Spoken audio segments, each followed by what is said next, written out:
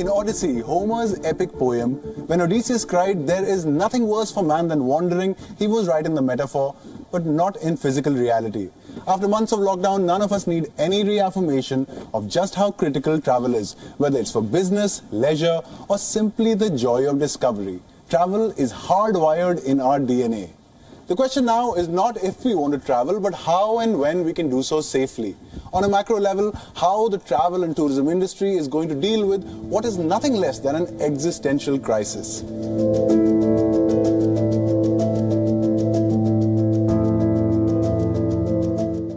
How do you define essential travel? Isn't that relative, situational, and somewhat individual? In 2019, almost 11 million foreign visitors traveled to India. Within the country, Indians took over 1.8 billion trips for business and leisure. If you ask these people, most would consider the trips they took essential. Essential for work and eminently desirable for leisure. To make such prodigious travel possible, a juggernaut of allied industries, including hospitality, travel companies, transport and aviation, swung into action. The travel and tourism industry employs over 4 crore people in India and contributed 9.2% of the country's GDP in 2018. With sustained growth year after year, the industry was considered a touchstone for the Indian economy. Nothing, it seemed, could thwart its progress. Nothing except mortal fear, that is. In this pandemic-defined hierarchy of social behavior, travel has suddenly become dispensable, avoidable, and even irresponsible. While most of us deal with travel withdrawals, spare a thought for the country's 53,000 travel agents, 115,000 tour operators, 911,000 tourist transporters, thousands and thousands of hospitality companies and restaurants that today are teetering on the brink of ruin. On May 12, 2020, the government announced a 20 trillion rupee stimulus package to help the economy cope with the devastating blow dealt by the coronavirus lockdown. The package made no provisions for the travel and tourism industry. Hello and welcome. My name is Miraj Shah and this is Hard Reset, a series of virtual symposiums on WION. Our theme for today is travel and tourism in the post-COVID world. Now, experts concur that COVID isn't going anywhere anytime soon, but we are optimists, and that sets the tone for today's discussion. Putting their heads together in that endeavour are Rupinder Brar, Additional Director General, Ministry of Tourism, Government of India; Madhavan Menon, Chairman and Managing Director, Thomas Cook India; Rohit Kapoor, CEO, India and South Asia, OYO; and Ankur Bhatia, Executive Director of the Bird Group. A big welcome to all of you. Thank you for taking the time to join us today. Without further ado, I'd like to get the ball rolling by addressing the elephant in the room, the exclusion of the industry from the stimulus package announced by the Government of India. Now, I know that some of you have spoken about this on other forums, and really feel free to articulate your thoughts on that if you like. But I want to shift the focus a bit and talk not about why the travel industry needs help, but rather why a revival of the travel and tourism industry and the jobs that would save and potentially create could revive the entire economy. Madhavan, why don't you start? Firstly, I believe that tourism is a multiplier, be it from a GDP perspective, from an employment perspective, as well as a foreign exchange earnings perspective. The minute tourists start arriving in this country, it will drive all these in terms of not just what the package that they pay for, but all the activities that they undertake during the course of their trip, the employment that they create during the course of that trip. The sort of purchasing that they do during the course of the trip. So in reality, tourism plays a very important role, and this has been acknowledged by the Honorable Prime Minister himself.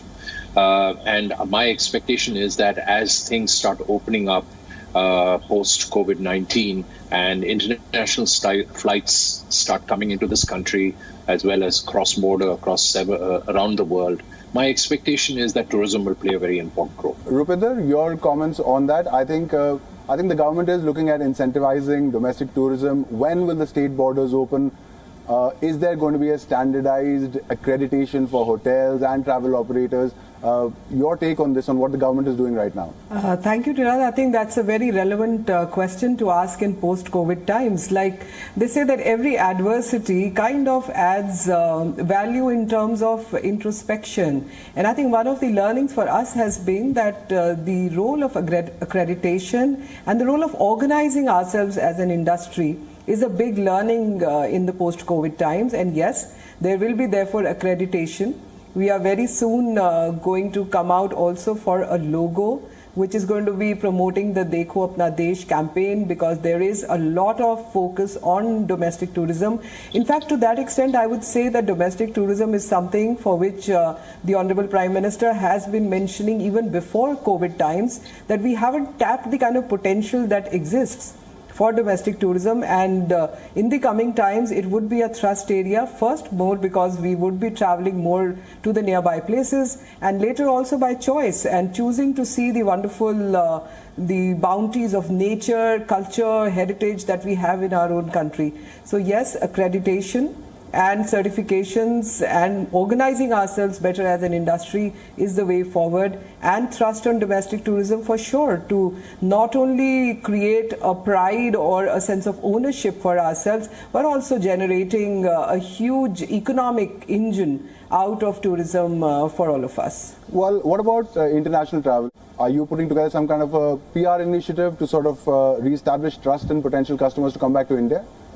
Absolutely, and as of now, you see, the whole world is still tentative about when is it going to be traveling, and so we are also part of the journey of the world as we meander our way forward for the post-COVID times. And very soon, like all other countries, we are sure in the ministry that Indians will also be receiving guests from all over the world as and when travel opens up. The narrative which we already had as a country that is very, very deep and wide in its potential of offerings, but in the coming times, the idea of creating a sense of confidence that we are a safe country is a narrative that we are going to really build on the PR part of it. And we will be pitching India as a strong country to visit. Yeah. Rohit, how is it going? Reopening of hotels, what are the challenges you are facing? Because at the end of the day, I mean, hotels are the backbone, aren't they? I mean, nobody can travel unless the hotels are open and operational. Yeah. So, Miraj, first of all, thank you for having me here. You're welcome. We started opening the hotels on 8th as per the Ministry of Home Affairs circular. Right. And about 16 states and 4 union territories, hotels have started opening up. I think the good news is that we are finding that hundreds of partners have started opening the hotels. Guests have started checking in, and the numbers are obviously they are way off pre-COVID levels, but they are starting to climb back up. Having said that, I totally agree with my previous panelist who, in terms of this is a golden opportunity for us to create the focus on domestic tourism that we have been speaking about for a long time. Right. So Dekho Apna Desh is going to be a big trend as soon as travel and leisure tourism picks up. Right. For that to happen though, the small hotels really need to be supported in these times. And I think that is where anything that the government can do for the smaller hoteliers, whether it's in form of loans, waivers, or moratoriums, or waivers on electricity bills, etc., that will be very welcome for the industry, because they have to survive first before they can support the country. And I'm sure those discussions are on at the right time that will happen. But having said that apart, just the opening of the hotel sector has been a big step forward. And as the months go by, and also the COVID pandemic, we get better control on that situation from a health standpoint. Right. I think the industry will start reviving in the medium term. Rupinder, would you like to respond to that? I mean, smaller hotels obviously don't have deep pocket. They're going to need some support here. Yes, you see, the ministry has been continuously in dialogue with the stakeholders as well as carrying the needs and the demands of the industry to the Ministry of Finance. The Ministry of Finance being the domain ministry which looks at the macroeconomic and the more specific needs from the financing point of view.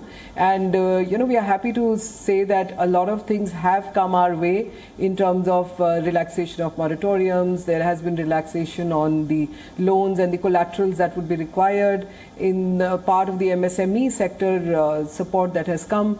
Since a large part of our industry is part of the MSME, we are very hopeful that some benefit will come our way. And as we go forward, I'm sure the government will be factoring in the needs of the industry and we will be supporting the demands. So we are very, very positive in the way forward. As soon as travel is a little more happening, on the 8th of June, we've come out with the operational guidelines which work as a support for both the industry as well as for the travelers. So all this, I think, is going to go a long way in creating a sense of confidence in both the providers of services and the users of services. Yeah, I agree. I think there is that trust has to come back. And Mr. Bhatia, your take on that, because I want to fly. When do you think and how do you think we're going to re-establish trust in people to be able to fly again? Thanks. I think the situation is unfolding right now. When you would be able to fly, the flights are operational now. When would you be, one person will get a confidence to fly? I think it will only happen once we do get a vaccine to this. But on the other side, what is happening is, of course, economies across the globe have started opening up slowly. A welcome move from the industry as well, that the hotels eventually have started to open up. Unfortunately, the hotels in Delhi are still closed. So while we have flights coming in and out of the country, or in and out of the city, we've got the Delhi hotels closed, the neighbor Gurgaon and other hotels open. I think what needs to be done, I guess, in this particular regard is that there has to be a cohesive and, all the states and the centers would have to work together to ensure that the economy gets back to its normalcy as soon as possible. By given the circumstance, the virus is here to stay. Sure. Now, in part meal basis, when you start to do this thing, it's very difficult to forecast, to see how these things can actually start to come back. Now, look at the situation right now, as what we are talking. The hotels in Gurgaon apparently are open. Lots of functions haven't happened in Delhi for domestic tourism and other things as well over the last couple of months. And all these people are now transiting and going to Gurgaon to have these functions done. Or to Rajasthan. And so I think there has to be working together with the governments and the private sector and the industry all together at this particular time to ensure that we are all working towards to get to getting to things open up again before we get to see any normalcy. But as you mentioned, the flights are open right now. Of course, I mean, you could take all those measures and take a flight. Right. But would somebody want to fly at this particular time? I don't think so. And what about the cost of flying? I'm sorry to interject. What about the cost of flying? People are really concerned about that. Cost of travel, hotels, aviation, all of it. Is it likely to go up? Well, the thing is, I mean, it can. If you were to put the cost behind it, yes, it definitely go up. But do you think people can actually afford that new cost that gives this circumstance, or would that be a stimulation enough to actually reboot the sector? I don't think so. So obviously, the industry would have to take a lot of the cost to themselves for the time being. I don't see, seat loads on airlines going up to levels of pre-COVID for the next couple of years. So I think we'd have to live with that particular aspect and see. And the companies who are flying planes, the people who are running hotels would have to, I mean, it's a known fact that I don't think that we would see any money being made in this particular sector for a foreseeable future. So, yes, I don't think there's a cost factor to it. I think the costs will remain to the levels where it will be affordable and such stimulus can be created for the people. But even with that stimulus or even giving somebody a free package right now, I think we need to ensure or we need to project ourselves as being a safe, means of transportation across air and a safe means for our hotels, for people to come and stay at our hotels. Right. I'm going to jump across to Madhavan there. Do you have any insights to share with us in terms of the kind of bookings you're getting? What is consumer behavior veering towards right now? So, like the other participants said, domestic tourism is the first one off the block. Right. We've got planes flying in the air. Right. We're seeing on an average 50 to 60,000 passengers flying every day, which I think is a very positive move. It's, confidence will take time to build, but my expectation is that it will be one of the drivers for domestic tourism to kickstart. So also recognize that people have been locked up for a good 70 days, and what they call in the West the so-called revenge mobility is also going to show its head up here. I don't think it's any different. State governments, we've been working with state governments to kickstart with locations. And we are, as we talk today, we've uploaded domestic holidays. And the early queries are beginning to come in. We haven't seen any significant bookings. But what kind of holidays do you think will do well? Staycations, road trips, wellness holidays perhaps now? There's going to be a mix of everything. We're in uncharted territory. Exactly. Fear plays a much bigger role than anything else. I think it depends on the comfort factors of people. Right. You will see people either driving, flying. Right. Goa. I mean, Goa is a place that's going to be ready. I have done it, but it does require it's a significant road trip to take. Rupinder, I did want to ask you this. This is important. I was talking about flying. Right. Well. Rupinder, how about quarantining? I think people are concerned about that you go into a new state and you're suddenly quarantined. When will we have some clarity on that? Yes, I think there is definitely concern, but we will also need to respect the local state conditions, and we'll have to, I think, live with it for a while, because that's a territory where we will need the state administration interventions to really evaluate whether the state is truly ready to take people from outside or not. Probably it's a matter of a few weeks, and I think we need to bear with the state governments on that, because safety compromise is not going to bring us dividend. And if we have to create the sense of confidence in a traveler, then the narrative of the traveler that, okay, I went to a state and I actually enjoyed a holiday there and came back without any issues, is going to be a very necessary narrative. And therefore, you don't want to land up in a state and then say, oh, you know what, I had a problem. So I think it's important for us to respect the protocols on that as the way forward. And for bringing dividends along the way, it's important, therefore, to probably just hold on that little bit for some of the states at least. Right. I mean, yes. Now, this is kind of an open question to all of you. It just struck me in the morning that, yes, you can do all of this. The government can do what it's doing. Everybody can work towards it. But how about the locals? How do you think visitors are going to feel welcome in destinations? How are we going to change people's behavior towards visitors who they might perceive as carriers of the disease? What can we do about that? What do you think about that? So what's going to happen is that the opening of the domestic tourism initially for travel for leisure purpose will only essentially start from travel destinations.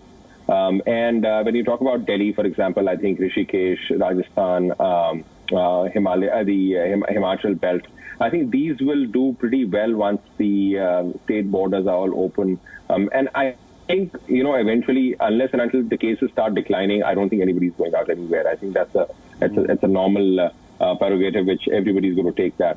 But once cases are going down, the local economies such as Uttarakhand depend severely on tourism.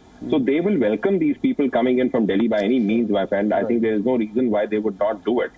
For a simple reason that they're bringing in employment, they're bringing in money into their region. But as I mentioned to you, I think this will only have to happen once the state and everybody works together to ensure that at least there's, we've reached the top of the peak of the curve, and there is a definitive decline, and then is when you start to instill confidence in people to actually taking this 2-day or 3-day weekend off in a drivable destination. I produce a travel show, and my team and I have interacted with the entire cross-section of people who work in the travel industry over the last 3 years. Right from guides to hotel owners, people in the industry span the entire spectrum. When we talk of the industry being in trouble, to me, it sounds impersonal because it impacts people and their lives. Now, shouldn't that be our primary focus right now? The human element. Rupinder, your thoughts on that? Yes, absolutely. I think, it's a sensitive issue in the sense that, yes, people's livelihoods and their very existence is dependent on the professions that they pursue. And you mentioned about so many smaller components out of the whole industry. And indeed, it is therefore a difficult time for the constituents of the entire industry.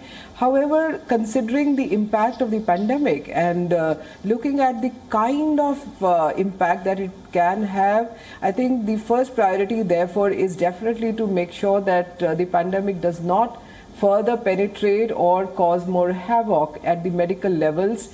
And yes, that's the only next level that can lead to an economic regeneration or rebooting or getting back to what we would all normally do. Therefore, in a sense, answering your question, the previous one, that whether people would be welcoming or would they still be apprehensive to have travelers around them? Well, I think that's where everything has to fit in at the same time together. A few steps from the government, a few steps from the stakeholders, a few steps on promotional videos, social media, people's own inputs back saying that, as I mentioned earlier, saying that I actually went traveling, I went for a driving trip and I stayed overnight and I was fine.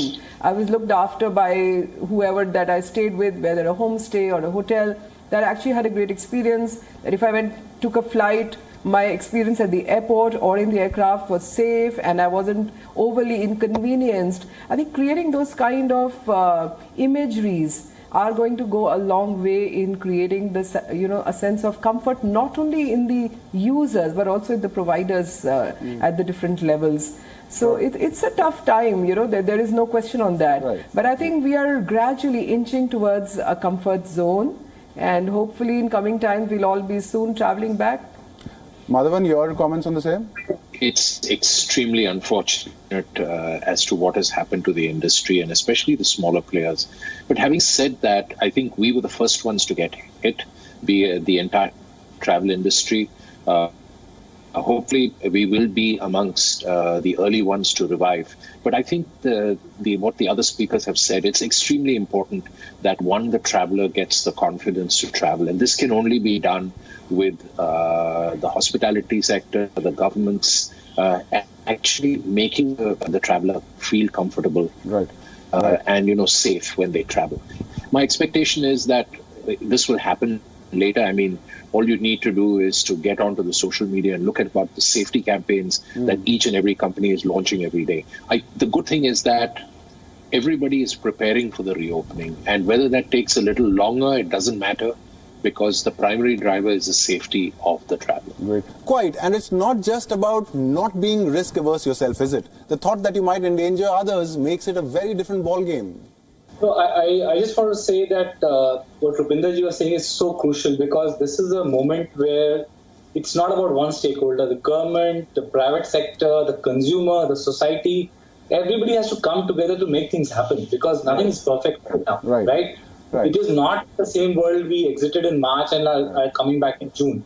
Right? Just to give an example, we also have a responsibility, like she said, to highlight the positive stories. Because if you ask me, in our network, there is one odd case which happens where some locals will, have an objection to somebody coming in, but equally on the same day, thousands of check-ins happen without any objection. Right? Okay, folks, I'm sorry, I'm going to have to call it here. We're almost out of time, and it seems like we've just about started the discussion. The first step to seeking answers is formulating questions, and I think we've done a bit of that today. The one thing that has come out of this discussion is that we have to work together. Things like, competition will have to take a backseat for the time being. It's an unprecedented scenario, and there are no models in the past that we can look at for solutions. We can't predict what's going to happen, but if you're all together, then at least we have a better chance of getting things back on the road. On that note, thank you all for joining us.